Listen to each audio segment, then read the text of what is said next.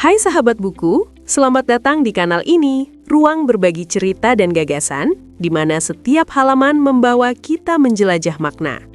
Pelayanan kesehatan dalam situasi gawat darurat menuntut ketepatan, kecepatan, dan koordinasi yang optimal demi menyelamatkan nyawa serta mencegah kecacatan.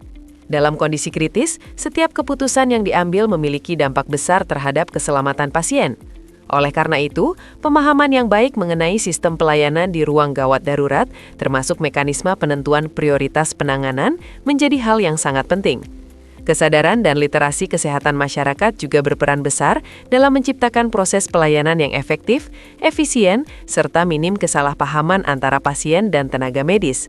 Oleh karena itu, terdapat salah satu panduan terbaik adalah buku berjudul Perspektif Pasien Gawat Darurat, Literasi Kesehatan dan Pemahaman Triase, karya Ferdi Lain Samputi dan Aprilia Ave Maria Tulandi. Dalam situasi gawat darurat, kecepatan dan ketepatan penanganan menjadi faktor penentu keselamatan pasien.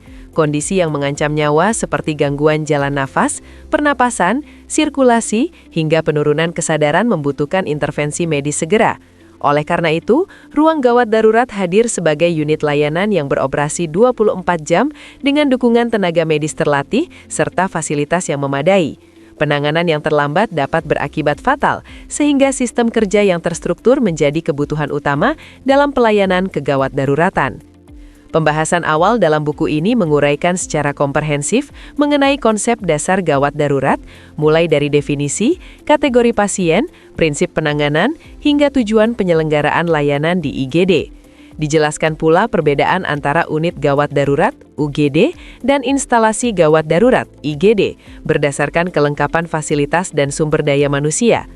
Klasifikasi IGD dari level 1 hingga level 4 menunjukkan variasi kapasitas layanan sesuai kelas rumah sakit, termasuk ketersediaan dokter spesialis dan sarana resusitasi. Bagian selanjutnya mengupas konsep triase sebagai sistem penyortiran pasien berdasarkan tingkat kegawatannya. Triase bertujuan menentukan prioritas penanganan agar pasien dengan kondisi paling kritis mendapat pertolongan terlebih dahulu. Dijelaskan jenis triase seperti daily triage, incident triage, dan disaster triage, serta prinsip pelaksanaannya yang menuntut kecepatan, ketepatan, dan akurasi pengkajian. Proses ini tidak hanya mempertimbangkan kondisi klinis, tetapi juga efisiensi penggunaan sumber daya.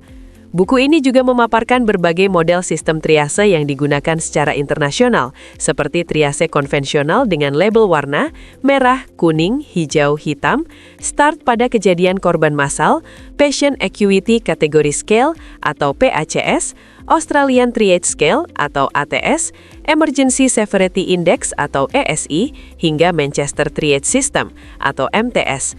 Penjelasan tersebut memperlihatkan bahwa setiap sistem memiliki pendekatan dan kriteria tersendiri, namun tetap berfokus pada keselamatan pasien dan optimalisasi pelayanan. Anda bisa mendapatkan buku ini di website kami atau melalui marketplace Lingkar Edukasi Indonesia. Selalu support channel kami dengan like dan subscribe, serta share ke orang sekitar Anda.